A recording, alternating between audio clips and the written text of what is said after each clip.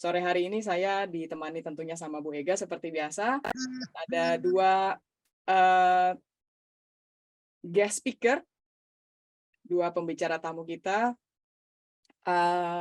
Yang pertama Ibu Irmulasati Tomoharjo. Tapi saya manggilnya Erika. Pak panjang, tapi saya manggilnya Mbak Sati. Kedua kita ada juga Pak Arman Maris. Terima kasih Pak udah ikutan di diskusi kita sore hari ini. Nah, seperti biasanya saya tanya dulu sama Bu Ega. Bu Ega, boleh kita tahu kenapa Bu Ega ambil topik ini, alignment between campus and challenges of industry. Selamat sore Mbak Santi, Dr. Irmulasati dan Sore Bu Ega. Mas Arman ya. Ya Bu. Kalau dilihat dari tren ya, ini terjadi di mana-mana nih, alignment between campus and challenges of industry. Nah, poinnya kenapa? Karena sekarang begitu larinya tantangan-tantangan industri, tetapi bagaimana caranya kampus sebagai penyedia tenaga dari praktisi yang akan menjadi profesional itu bisa keep up dengan perkembangan industri, dengan perkembangan tantangan-tantangan yang ada. Ya, pertama itu, yang kedua juga ini kan kalau bicara masalah publik secara luas masih dipertanyakan gitu kan, profesi public relations ini apa sih? Ya, gimana sih ceritanya? Ya, kan ada juga yang mengatakan bahwa nggak usah sekolah lah, ya nggak usah ini, nggak usah itu, nggak usah ini, ya kita orang biasa aja bisa jadi PR gitu kan, apalagi sekarang dengan informasi pakai pakai chat GPT, ya Pak Arman tanya-tanya sana sini jadi PR seperti apa. Nah, kita coba diskusi ya. Di sini ada ahlinya, ada Mbak Santi yang memang dari akademik dan Pak Arman yang dari konsultan. Ya, kita coba untuk diskusi bersama teman-teman tentunya yang hadir pada sore hari ini. Itu Erika. Ya, jadi trennya bukan kita mau membandingkan antara kampus dengan ini, tapi gimana menyelaraskan kebutuhan antara supply and demand gitu. Ya, demand-nya dari industri yang berkembang terus, tapi supply-nya ini juga harus ditingkatkan. Jadi apa-apa yang harus kita antisipasi, ya kita coba diskusikan secara terbuka. Itu latar belakangnya. Baik, terima kasih Bu Ega. Jadi bisa dibilang sebenarnya kita butuh dua-duanya ya. Kampusnya kita butuh, industrinya butuh. Jadi industri butuh kampus, kampus butuh industri. Ya. Harus ada. Jadi kita mencari tahu alignment antara kedua itu ya. Nah, mungkin kita bisa mulai dengan diskusi kita bertanya nih, saya mau ke Pak Arman. Nah, Bapak nih Pak, Bapak kan sebagai konsultan. Boleh tahu Pak, bagaimana Bapak melihat tren komunikasi atau public relations dalam konteks nasional dan internasional Pak? Trennya kita ke arah mana sih Pak? Kalau PR ya, kita bicara tren ya, sekarang tuh sebenarnya udah kelihatan jelas ya, banyak tren sekarang sudah mulai berubah, sekarang banyak berkembang. Kalau dulu hanya sebatas orang suka bilang PR is media relations, kan? Padahal sebetulnya kan bukan ya. It's banyak komponen-komponen lain gitu kan. Kalau di luar sana mungkin sudah jauh lebih berkembang daripada kita nasional ya, trennya mereka udah soal digital PR udah jalan, sustainability, crisis management, dan government affairs, public affairs segala macam itu di luar sana, di internationally sudah sesuatu yang jamak gitu ya. Tapi kalau di Indonesia, alhamdulillah sekarang udah mulai berkembang gitu kita. Di sini sekarang tuh mulai dari yang tadinya hanya media relations, sekarang mulai banyak ada spesialisasi digital PR, ada yang crisis management, ada yang ahli public affairs, dan itu ya kita terus berkembang gitu, di Indonesia pun begitu. Bahkan sekarang nih belakangan ini kan menjelang pemilu udah mulai masuk lagi nih satu lagi yang baru, personal branding, ya kan, gimana orang-orang yang mau jadi kandidat, gimana dan personal branding itu juga kadang-kadang bagaimana CEO ingin muncul di depan bentuk suatu semacam thought leadership supaya mereka bisa menjadi pimpinan di dalam industrinya gitu. Nah, itu hal-hal yang menjadi perkembangan PR saat ini. Dan tentunya selain dari areanya juga sekarang tuh kan, kalau dulu kita channel-channel komunikasi kita core-nya nggak terbatas kepada media dan direct communications. Sekarang kan you have your media, you have your channels communications yang direct, tapi juga yang direct communications itu juga terbagi macam-macam. Ada yang TikTok ke siapa, kalau ini ke siapa, ini ke siapa. Dan itu hal-hal yang tren yang berkembang sekarang dan saya rasa harus kita terus ikuti dan coba kuasai gitu ya. Tapi itu jadi ada pertanyaan lanjutan, Pak. Menurut Ya. Bapak, kan kalau di luar kita udah maju ya. Di Indonesia we're going ke arah sana gitu. Ya. So the question is apa yang harus ditingkatkan menurut Bapak? Dan kira-kira lembaga mana nih yang paling banyak menggunakan jasa public relations? Lembaga ya. Kalau sekarang sih mungkin yang mesti ditingkatkan sih sebetulnya ya manusianya dan juga of course manusianya itu sendiri kan melalui education, melalui inisiatif dia untuk belajar, untuk mengikuti perkembangan gitu ya. Kalau bicara lembaga sih yang baik menggunakan jasa di Indonesia ya, sih macam-macam sekarang sih ya, banking pakai, bahkan ada digital marketing companies yang jualan ads juga pakai, startup kecil-kecil juga pakai gitu ya. So it's sudah menjadi sesuatu yang kayaknya business sector kayaknya merasa ini sesuatu yang kita perlukan gitu ya. Jadi bisa dibilang sorry, jadi mereka keen untuk ya kita pakai PR untuk ini. Jadi sudah mulai ada pemahaman itu. So PR is no longer jadi ini ya Pak, a part yang dibutuhkan atau tidak, tapi it becomes a necessity for the organization untuk kalau mau lebih baik, mau lebih maju, mungkin dibutuhkan public relations, walaupun mungkin skalanya masih kecil gitu. Apakah kira-kira gitu Pak? Ya, you can say that. Bisa begitu ke arahnya. Baik. Terima kasih Pak Arman. Saya coba lanjut ke Mbak Santi. Kalau tadi Pak Arman kan bilang kita sudah bergerak maju, tapi kalau saya perhatiin seingat saya Fakultas Komunikasi itu kayaknya 10 tahun yang lalu tuh udah sangat bergerak. Maksudnya banyak sekali orang yang mau ambil ya apakah itu mungkin PR atau broadcast, tapi Fakultas Komunikasi ini kan merupakan salah satu sekarang mungkin menjadi salah satu fakultas favorit ya. Nah, jadi kalau boleh tahu pendapat Mbak Santi, kebutuhan tenaga komunikasi. Tadi Pak Arman sempat mention about kita perlu meningkatkan human resources-nya karena mereka membutuhkan untuk bisa ke arah sana, kita untuk bisa bersaing. Nah, tapi kebutuhan terhadap tenaga komunikasi atau public relations, apakah sudah seimbang dengan penyediaan tenaga kerjanya? Oke, baik. Halo Erika, bisa mendengar suara saya ya? Aman. Ya, oke, baik. Baik, saya melanjutkan apa yang tadi disampaikan oleh Pak Arman. Jadi, kalau di dalam perbandingan antara perguruan tinggi yang memiliki program studi atau fakultas ilmu komunikasi dengan kebutuhan industri ya dari sisi jumlah ya. Kita coba bandingkan misalnya di Provinsi DKI dulu.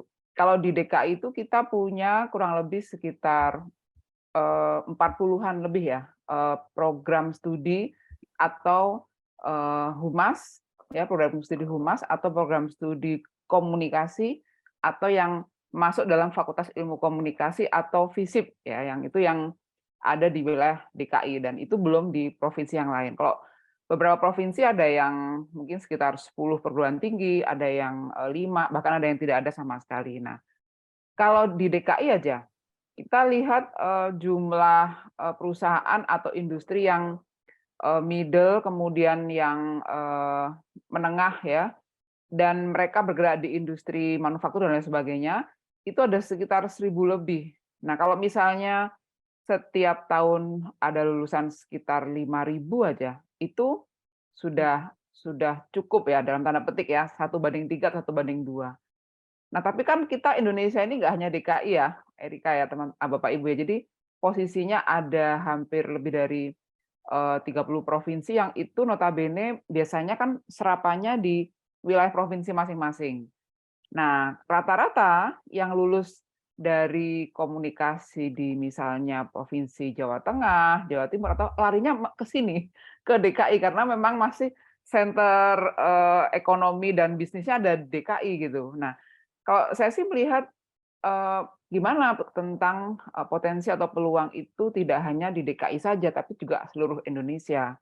Kalau tadi disebutkan oleh Pak Arman tentang personal branding mendekati pemilu, saya setuju itu. Kenapa? Karena dengan adanya lebih dari 500 kabupaten kota, berarti kan ada sekitar lebih 500-an orang ya, Pak, Banyak Pemkab tuh. dan Pemkota yang butuh tenaga-tenaga komunikasi ya, Pak Arman. Artinya peluang itu bisa kita absorb dengan adanya kabupaten kota atau provinsi di seluruh Indonesia ini yang bisa menyerap gitu. Artinya nggak semuanya diserap di industri yang ada di wilayah Jabodetabek. Nah, ini yang menjadi tantangan kita sebenarnya, itu yang pertama. Kemudian kalau misalnya kita bandingkan dengan Provinsi Riau misalnya, atau Provinsi Bangka Belitung misalnya, atau Sumatera Utara misalnya, yang notabene Fakultas Ilmu Komunikasinya atau prodi Ilmu Komunikasinya hanya sekitar 3 atau 5 atau di bawah 10 lah ya, Erika, yang ter-state itu ya. Kalau kita lihat di pangkalan data perguruan tinggi itu kan mereka menyebutkan prodi Ilmu Komunikasi. Nah, sehingga di dalam proses absorb dari industrinya, saya rasa kalau dibandingkan antar provinsi itu sangat beragam. Bahkan ada provinsi yang sama sekali nggak ada prodi ilmu komunikasi seperti wilayah Kalimantan, mereka nyari kemana untuk, sedangkan di situ kan ada potensi-potensi wisata, potensi-potensi ekonomi yang belum tergali secara optimal. Dan lulusan ilmu komunikasi ini kan tidak hanya bekerja di industri, tidak hanya bekerja di pemerintahan, tapi juga mereka juga create own business ya, jadi entrepreneur di bidang PR yang sekarang marak misalnya di industri MICE, di tourism, yang itu masuk itu orang-orang PR atau orang-orang komunikasi. Apalagi konvergensinya luar biasa, kalau tadi disebut oleh Bu Ega tentang ChatGPT, jadi orang bisa saling. Tapi saya melihat ini potensi dari sisi industrinya dengan luaran yang kita hasilkan di perguruan tinggi itu, kalau dibandingkan per provinsi saya rasa masih kurang. Kalau sementara kita melihat Jakarta mungkin oke, tapi kalau untuk seluruh Indonesia saya rasa masih banyak gitu Erika ya, potensi yang bisa di-create. Nah, itu memang kembali ke kita di perguruan tinggi dan Bapak Ibu yang di industri ya, artinya sejauh mana serapan-serapan itu bisa menjawab dan bisa diabsorb kan kita kalau di perguruan tinggi, Bu Ega pasti masih ingat kalau akreditasi ya Bu Ega ya, harus dicari alumni yang cocok dengan S1 dan industrinya. Jadi kalau misalnya S1-nya komunikasi, kemudian bekerja di non komunikasi, itu udah pasti nilainya 1. Padahal kita di akreditasi itu harus punya nilai 4 untuk bisa disebut sebagai perguruan tinggi unggul. Artinya yang mereka yang di industri, diserap di industri dan mereka lulusan komunikasi harus nyambung. Nah, kadang-kadang kan banyak nggak nyambungnya, jadi kayak ada yang nyambung, banyak juga yang nyambung sebenarnya, tapi ada juga yang nggak nyambung. Nah, mengantisipasi itu berarti mahasiswa ilmu komunikasi, mahasiswa PR, dan teman-teman yang ada di komunikasi memang harus banyak mempelajari yang aspek-aspek non komunikasi yang sesuai dengan industri. Jadi kalau di mata kuliah itu ada namanya misalnya stakeholder relation gitu ya, ataupun issue management misalnya. Nah, itu di situ banyak sekali aspek-aspek yang non komunikasi yang kita bahas, yang dibahas. Jadi kalau misalnya bicara tentang resiko di organisasi yang perbankan, berarti kita harus belajar tentang undang-undang perbankan misalnya. Kalau misalnya kita masuk di investor relation, berarti kita harus banyak belajar tentang undang-undang PT misalnya. Nah, itu yang mau tidak mau kita harus teror ya ke mahasiswa ya Bu Ega ya. Kalau untuk menjawab tantangan yang tadi disebutkan oleh Pak Arman. Jadi kalau agar ada sedikit untuk nyambung ngeplek gitu ya, plek ketiplek gitu ya, ininya nggak mungkin bisa, pasti ada Ya, plus betul. minus. Jadi minimal ada mungkin 40 atau 60% ada klik ketemu di situ, berikutnya mereka akan berproses sendiri. Jadi kalau lulusan S1 langsung nyambung dengan apa yang disampaikan oleh industri, mungkin ada sedikit plus minus lah di situ. Nah, sedikit tambahan, Erika, yang terkait dengan tadi potensi, kalau dibandingkan tadi ya, jadi ada provinsi-provinsi yang saya rasa perlu penguatan. Kemudian yang berikutnya adalah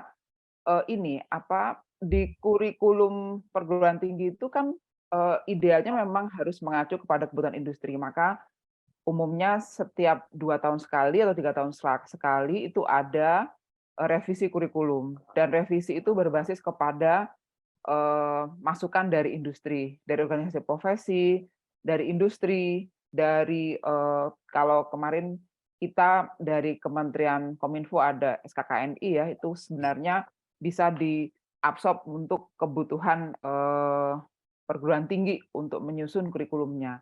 Tapi sejauh mana kurikulum itu mampu menjawab, nah itu memang kembali kepada prodinya masing-masing. Begitu Erika mungkin sementara untuk membuka diskusi kita. Baik, terima kasih Mbak Santi. Saya mau tanya ke Bu Ega, kalau menurut Bu Ega tadi Mbak Santi dari sisi mungkin S1 ya. Kalau Bu Ega sempat dulu pernah pegang MM Komunikasi Trisakti kan, tapi ini berarti S2. Kalau menurut Bu Ega gimana kebutuhan tenaga komunikasi atau public relations ini, apakah seimbang Bu Ega dengan penyediaannya? Oke, kalau dilihat dari kebutuhan sekarang, kelihatannya kan komunikasi itu kan nggak bisa berdiri sendiri ya. Komunikasi itu kan selalu ada di dalam kaitan dengan organisasi, apakah itu pemerintah, swasta, multinasional atau NGO ya. Nah, jadi bagaimana seorang sarjana komunikasi nyemplung ke situ kalau nggak ngerti manajemennya gitu. Ya, jadi kalau hanya mengerti kaitan dengan komunikasi saja, nah komunikasi ini kan berbeda-beda. Ya, industri yang ini, oke, komunikasinya ini, pemerintah ini begini, ini yang lain swasta begini, ini yang mining begitu, sektor manufacturing begini, ini begini.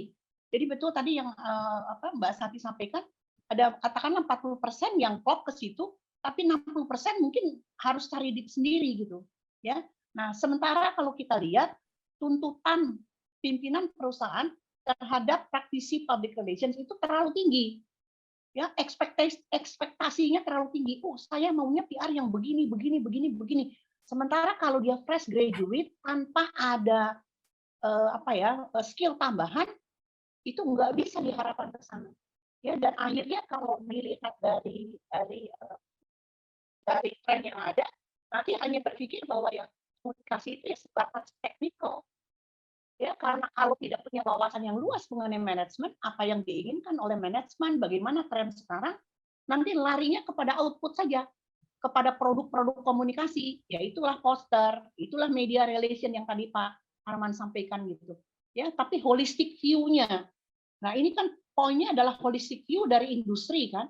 Jadi bagaimana si komunikator ini yang terdidik ini ya menyesuaikan diri dengan perkembangan industri yang ada, mau tidak mau dia harus ke sana ya, karena kalau berbicara dengan pimpinan perusahaan kita nggak mungkin pakai bahasa komunikasi, harus pakai bahasa industrinya tambang ya mungkin kaitan dengan tambang dia harus tahu ya, industrinya mungkin ke hospitality industry dia harus tahu ke situ gitu. Jadi ada gap sebetulnya antara apa yang terjadi sebagai keluaran ya, itu antara supply dan demand itu ada gap.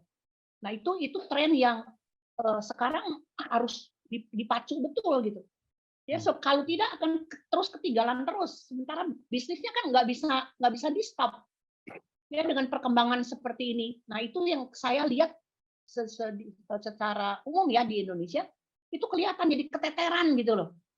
Ya, ini harus ini, sementara karena kurangnya kualifikasi quote and quote, pimpinan lembaga masih berpikir bahwa ini public relations ini hanya buang-buang uang.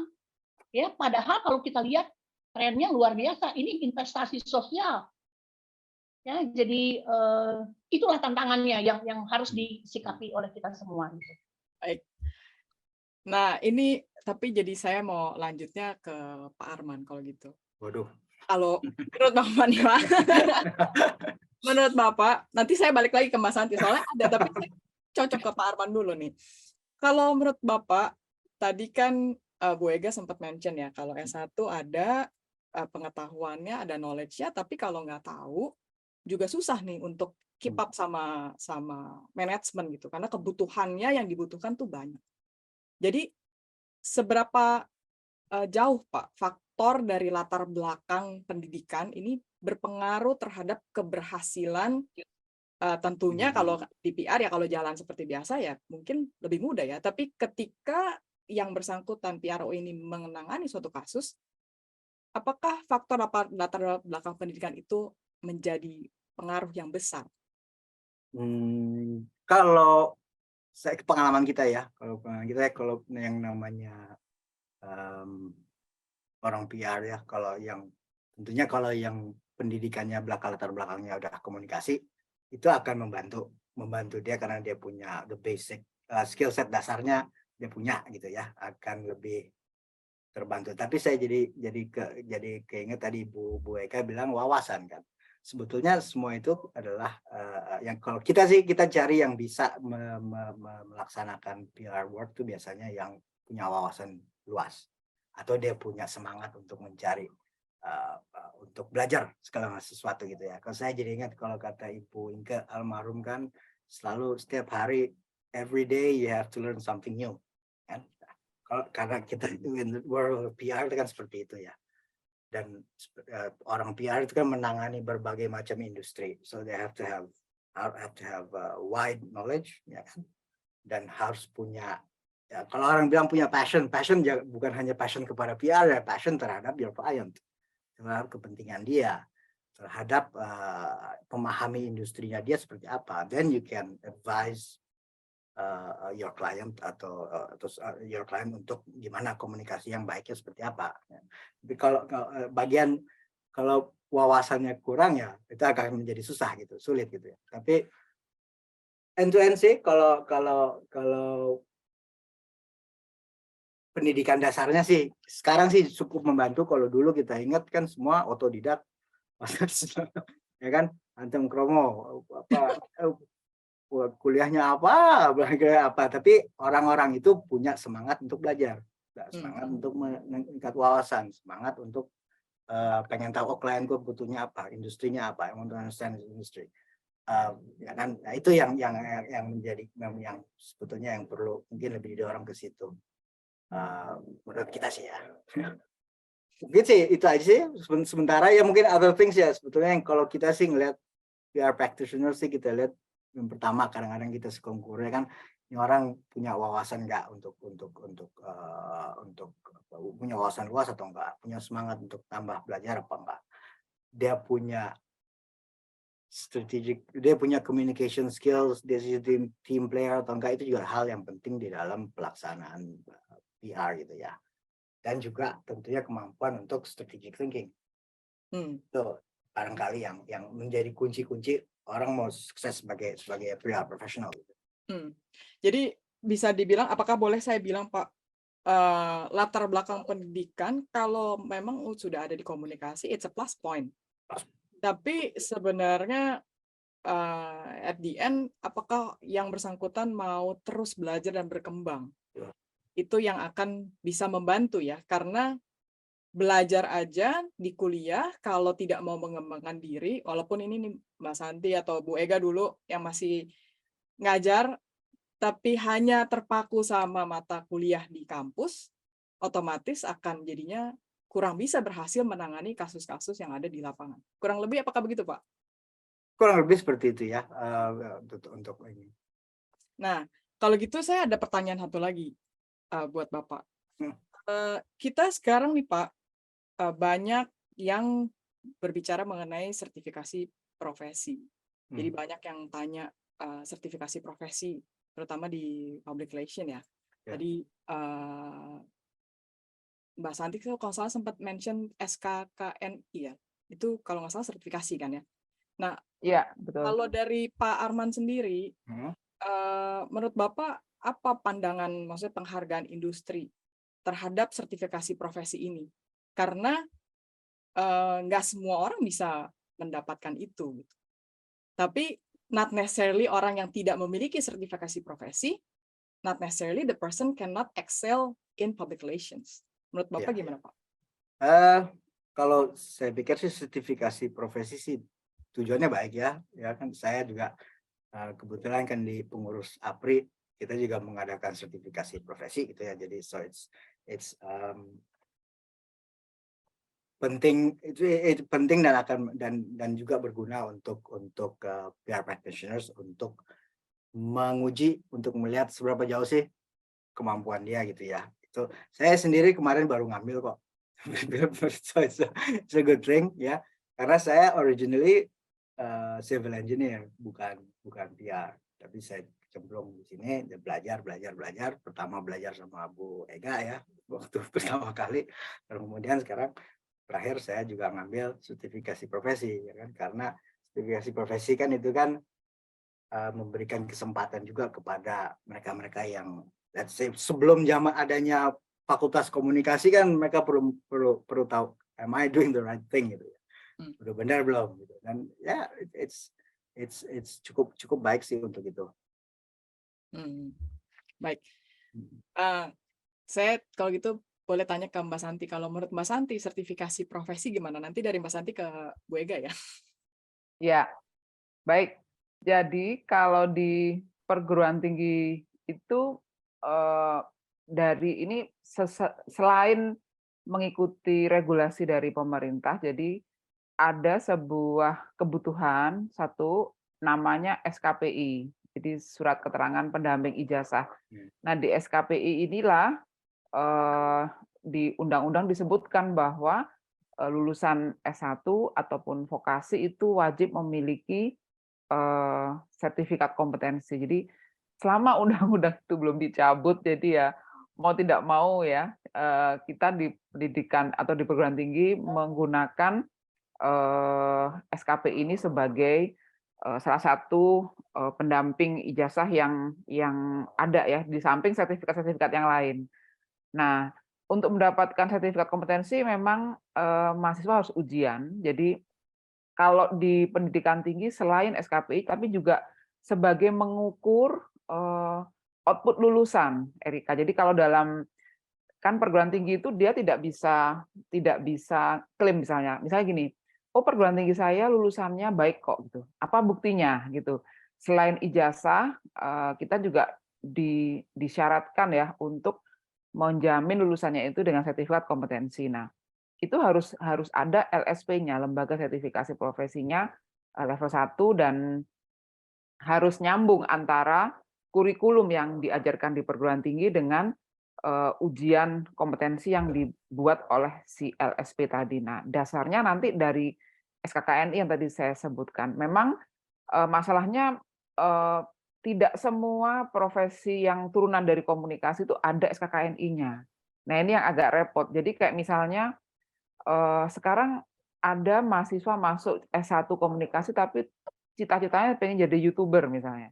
Nah kan jadi jauh panggang dari api ini, kok bisa loh masuk SK komunikasi pengen jadi YouTuber karena memang dapat duitnya banyak dan sebagainya.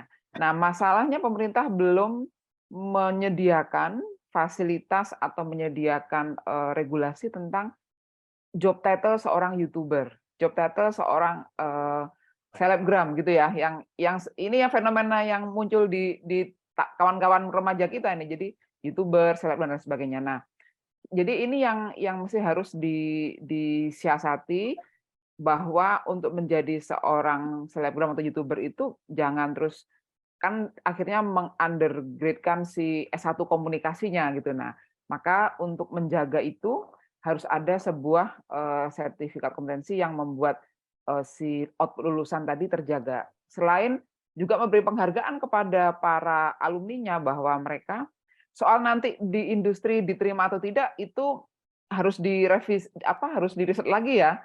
Jadi apakah lulusan S1 yang mendapat sertifikat kompetensi itu sudah sepenuhnya bisa bekerja? Tentu tidak, karena kan mereka hanya dijamin bahwa apa yang mereka pahami, knowledge dasarnya, apa sikap dasarnya dan skill yang tadi disebutkan, skill set yang utama bagi seorang PR itu sudah terpenuhi, minimal itu dulu. Soal nanti di perusahaan mereka bisa jadi mungkin, nggak sepenuhnya dipergunakan ya dalam tanda petik, tapi juga ada yang butuh dari perusahaan tersebut yang, oh ya mana, sertifikat kompetensinya mana, untuk, mendampingi bahwa nilai yang mereka peroleh di ijazah itu tidak hanya sekedar, angka ya, tapi juga mereka punya skill yang bisa ditonjolkan pada saat mereka nanti bekerja. Saya Baik. rasa itu Erika. Jadi, butuh sih, wajib, tapi tetap harus apa ya, di-endorse lagi, terutama untuk penyerapannya nanti di industri. Nah, kalau gitu, Ya. makasih Mbak Santi. Iya. Boleh tanya pendapat Bu Ega mengenai sertifikasi profesi. Karena ya dibilang baik, pasti baik. Karena kan itu membuat orang memiliki certified, qualified as a PR misalnya. Tapi kalau menurut pandangan Bu Ega, bagaimana? Oke, sedikit ya. Ini sebelum menjawab pertanyaan yang kaitan dengan PR, saya jadi ingat cerita. Ada teman cerita, karena saya relatif banyak teman-teman di luar. Mereka bilang gini, artis-artis itu dari Indonesia banyak yang bagus. Nyanyinya bagus, kenceng gitu ya. Tapi begitu masuk ke global, nggak bisa baca not balok. Karena kita ngomongnya do re mi semua. Iya, iya. Nah, sertifikasi do re mi-nya banyak. Dari lembaga itu ya dapat Ya. ini, dapat ini, dapat ini. Tapi untuk masuk ke profesional itu kan semuanya harus pakai not balok. Ya, karena di sana betul-betul lebih spesifikasi untuk bisa pemusik itu harus ada not baloknya gitu. Jadi dasarnya semuanya kaitan dengan not balok. Ya. Kemudian ada cerita lagi seorang wartawan yang bilang, hebat ya, kita orang Indonesia itu bisa beli kamera segala macam gitu, masuk untuk meliput sport internasional gitu. Tapi ketika ditanya, dia panggul tuh kameranya yang besar dan mahal itu, tapi nggak punya skill untuk ke sana, nggak punya kaitan dengan sertifikasi yang globalisasi. Nah, jadi saya kira kita harus juga melihat ya, kebutuhannya nanti di mana. Apakah di nasional saja? Kalau di nasional saja mungkin industri tertentu cukup dengan sertifikasi itu. Tetapi kalau kita mau ke next level, mungkin perlu sertifikasi atau akreditasi yang lebih sesuai dengan kebutuhan industri. Ya, jadi alangkah misalnya naifnya kalau kita hanya berpegang kepada sertifikasi, ini loh transkrip saya, IP saya sekian, ini saya sekian, saya udah segini, udah gini. Ketika di interview, kemudian dia lihat kaitan dengan kasus, nggak bisa jawab tuh. Nah, jadi bukan memalukan quote-unquote kampus ya, tapi yang bersangkutan kelihatannya nggak siap untuk masuk dan diinterview di industri yang sudah demikian tinggi permintaannya gitu. Jadi saya kira kesadaran dari, betul ya tadi Mas Arman bilang, kesadaran dari masing-masing, tetapi juga mungkin dari kampus perlu di empower anak-anak ini maunya kemana, ke industri apa ya. Tadi Mbak Santi bilang sarjana komunikasi mau jadi YouTuber gitu kan. itu sekarang bisa aja ya. Bahkan jujur tadi ada chatnya Pak Ridwan mengatakan bahwa kalau PR atau kalau komunikasi masuk ke sana itu dianggap murtad. Kalau saya nggak setuju Pak Ridwan, maaf ya, karena sekarang semuanya multidisiplin. Kita nggak bisa bilang kalau di Indonesia ya S1, S2, S3 tuh harus linear istilahnya gitu kan. Tapi kalau di luar negeri nggak ada tuh. Ya, background intelligence itu nggak ada gitu. Jadi poin ke sana multidisiplinnya memang harus lebih kencang. Dan sekarang kalau kita tidak mau multidisiplin, ya kita akan sangat kaku dan otis dalam ilmunya sendiri. Ya, jangan masuk ke industri, jadilah peneliti yang setiap hari mungkin di kampus kaitan dengan jurnal dan sebagainya ya. Tapi kalau untuk turun ke industri kelihatannya berat gitu. Nah, gimana Pak Arman? Gimana? Makasih Bu Ega. Kita lanjut dulu diskusi di sini. Itu apa yang tadi Bu Ega bilang jadi menarik karena kalau kita kembali ke kampus, riset itu kan merupakan salah satu prasyarat ya Mbak Santi ya untuk bisa menjadi maksudnya kelulusan lah ya. Ya. Di tingkat S1, S2 atau S3 gitu. Tapi ada nuansa yang mengatakan bahwa riset ini nih lebih bersifat akademis gitu. Jadi atau lebih ditujukan kepada tenaga pengajar. Nah, sedangkan tadi Bu Ega sempat mention industrinya gimana, kebutuhan industrinya seperti apa gitu. Di mana si industri ini mengeksplor untuk konsep atau pengembangan dari suatu produk atau kegiatan. Nah, kalau dari Mbak Santi dari sisi kampus, bagaimana menurut Mbak Santi kebijakan dan strategi kampus untuk bisa menjembatani atau menyelaraskan kepentingan pendidikan dan kebutuhan industri? Ya, jadi memang selama ini masih notabene hampir 90 ya atau 85%-an untuk riset itu untuk kebutuhan di kampus ya, artinya untuk proses mereka lulus, S1, S2, S3 termasuk mereka mengambil mata kuliah metode penelitian memang hanya untuk kebutuhan proses pembuatan tugas akhir ya kalau di S1 ya. Jadi untuk skripsi atau tugas akhir. Nah, kalau dari sisi kebijakan kampus di dalam apa namanya peraturan pemerintah, saya lagi-lagi merujuk kepada regulasi ya karena kita masih ada di dalam ranah itu. Jadi kami memang diwajibkan untuk membuat semacam kolaborasi. Kalau sekarang ada Kampus Merdeka itu yang benar-benar membuat kolaborasi yang optimal ya dalam tanda petik walaupun belum sepenuhnya berjalan sesuai dengan target, tapi minimal sudah melakukan apa yang dinamakan kolaborasi antara perguruan tinggi dengan industri. Itu satu.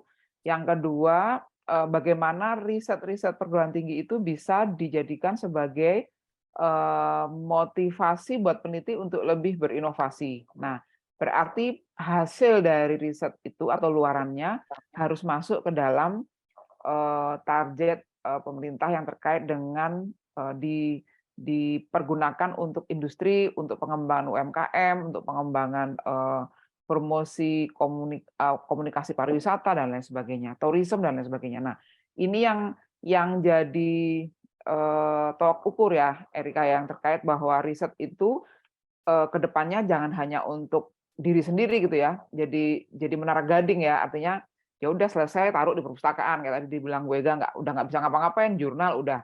Tapi apa luaran atau outcome-nya buat masyarakat. Nah, ini yang kita didorong terus oleh pemerintah terkait dengan program ini. Kemudian yang ketiga ada kan kalau di perguruan tinggi itu memang kendalanya di pembiayaan ya. Kalau riset-riset yang besar itu kan memang biayanya besar dan itu tidak bisa di-cover sendiri oleh perguruan tinggi. Maka perguruan tinggi kolaborasi dengan industri plus ada mekanisme namanya matching fund. Matching fund ya. Matching fund itu yang terkait dengan perguruan tinggi, kemudian pemerintah daerah atau pemerintah kabupaten kota plus industri. Apa yang bisa dikolaborasikan dari triangle itu yang digunakan sebagai alasan dari pemerintah untuk mendorong perguruan tinggi lebih optimal. Jadi kedepannya udah tidak boleh lagi justru jadi tolok ukur yang kecil kalau buat perguruan tinggi jika output-nya luarannya hanya untuk dirinya sendiri. Gitu Erika. Jadi harusnya memang tadi diarahkan lebih menuju ke kebutuhan industri, ada dampak baiknya gitu loh. Jadi nggak hanya untuk selesai riset taruh di perpustakaan udah nggak dibaca orang, nggak dilihat orang gitu ya. Jadi sayang ininya. Saya rasa itu Erika. Kalau makasih Mbak Santi. Kalau saya waktu kuliah dulu sama Bu Ega, ujiannya langsung ditanya adalah apa ini managerial implication-nya. Kalau nggak ada, nggak guna riset Iya. kamu nih. Iya itu apa signifikansi praktis dan signifikansi akademis dan signifikansi sosial ya. Ya, kalau di perguruan tinggi memang harus ada tuh tiga-tiganya. Mungkin Bu Ega ada tambahan mengenai hal ini? Kita buka aja kali diskusinya ya, Erika. Poinnya kalau dilihat dari itu kaitan dengan sertifikasi, karena ini kan masih beragam dan kita dalam kaitan dengan proses itu semua, gitu kan? Ya. Oke, ya kalau kayak gitu sebelum kita buka ke floor diskusinya, saya mau tanya sedikit sama Pak Arman terakhir sebelum kita buka ke teman-teman Bapak Ibu yang ada di sini. Mengenai ini Pak, mengenai faktor apa saja yang menjadi pertimbangan untuk menerima karyawan baru. Waduh. Jadi teman-teman yang di S1 yang baru kuliah, yang kalau tadi Mbak Santi bilang maunya jadi YouTuber, mudah-mudahan nggak jadi YouTuber, tapi benar-benar berkarya di bidang PR. Jadi kalau dari sudut pandang Pak Arman, apa nih Pak pertimbangannya, faktor apa yang Bapak pertimbangkan untuk menerima karyawan baru? Ya. Kalau kita sih as a company-nya kita lihat pertama tentunya kalau orang itu punya skills dan kompetensi yang sesuai, misalnya dia punya sarjana di komunikasi atau apa, itu tentu akan membantu, dan akan memudahkan dia untuk melakukan pekerjaan-pekerjaannya nanti. Itu menjadi salah satu hal yang kita lihat tentunya, kesesuaian, tapi tidak selalu terbatas hanya kepada dia sarjana komunikasi, bisa aja dia sarjana FISIP, sarjana apa, tapi itu akan plus point lah kalau dia punya ini komunikasi, karena dia udah punya skills dasarnya, ya kan. Kita lebih banyak melihat sih, terutama tadi kembali lagi ya, kita melihat orangnya itu secara soft skills dia punya nggak, misalnya wawasan dan juga keinginan untuk terus belajar dan memahami klien. Ya, artinya kan orang selalu bilang kan orang PR harus passionate about PR gitu kan. Ya passionate ya artinya dia harus menguasai ilmu komunikasinya, ya kan, yang paling dasar paling enggak, dan kedua dia harus punya keinginan untuk belajar dan memahami kliennya atau industri-industri yang lain. Itu satu. Dan kita juga, kalau kita sih ngelihat biasanya kalau PR consultant yang kita lihat juga dia punya kemampuan untuk strategic thinking, kan, punya kemampuan untuk melihat melihat suatu masalah dan menganalisa dan membreakdown masalah itu. Terus kemudian juga kita selalu biasanya kita lihat adalah kemampuan untuk komunikasi interpersonal, dan juga untuk kemampuannya untuk orangnya supel nggak, karena kan kalau PR is basically about networking kan. Networking, you have to have a good network, you have to have dan harus terus-menerus belajar memahami tren dan perkembangan komunikasi. Itu kan dua hal itu ya, artinya kalau dia harus punya tuh kemampuan untuk membangun relasi dan berhubungan dan berkomunikasi dengan his clients ataupun dengan stakeholder dan ahli-ahli experts di industri yang dia kerjakan. Terus kemudian juga kita selalu melihat punya kreativitas dan juga kemampuan untuk menulis. Ini yang hal yang paling penting. Kreativitas tuh nggak cuma terbatas pada saya bikin acara yang wah terus itu satu elemen dari creativity, tapi juga kreativitas di dalam bagaimana mengolah menghasilkan suatu solusi gitu kan. Kayak kita punya klien Oppo gitu ya, itu kan dia pengen mempromosikan handphone. Ini sesuatu yang sebetulnya kan kalau dari sisi PR kan susah nih, apa yang mau dikomunikasikan, tapi kita harus kreatif gimana mencari berbagai macam angles yang bisa kita olah dari satu bahan, dari satu handphone itu gitu kan ya. Dan alhamdulillah kita kemarin Oppo jadi number 1 ya di Indonesia. Itu timnya memang cukup kreatif, tim kita ya, alhamdulillah. Dan selain itu menulis itu juga is something yang kunci ya kalau buat PR professionals. Kemampuan menulis itu bukan hanya soal menulis storytelling, bikin cerita itu, tapi bagaimana meramu information yang ada menjadi suatu konteks yang berguna untuk untuk audiens kita.